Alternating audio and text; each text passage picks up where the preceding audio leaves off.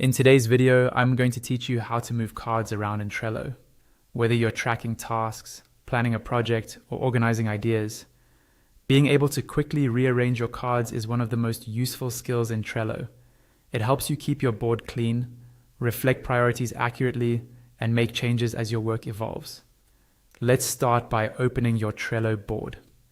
Go ahead and sign in to your Trello account in your browser, or open the Trello app if you're on desktop or mobile. Once you're in, navigate to the specific board where your cards live. This might be a board for your team, a personal to-do list, or a project roadmap. You'll see your lists laid out in columns, and inside each list, several cards representing tasks or items. Now, look for the card you want to move. Cards usually have a title, maybe some labels, due dates, or a member avatar on them. Take a moment to make sure you've identified the correct one, especially if you have cards with similar names. To move the card, simply click and hold your mouse button down on that card. You should see it lift slightly or change appearance to show it's being picked up. While still holding the mouse button, drag the card to the spot where you want it to go.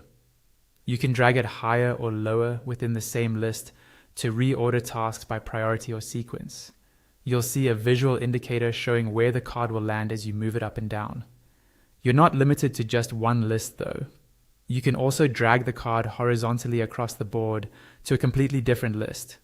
For example, you might move a card from a to-do list into in progress, or from in progress into done.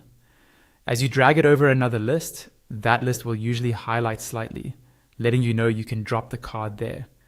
When you're happy with the card's new position, simply release the mouse button. The card will snap into place right where you dropped it.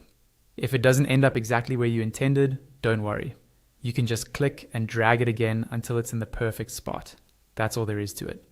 By opening your Trello board and then clicking, dragging, and dropping a card into a different position, you can keep your workflow organized and up to date with just a few simple movements.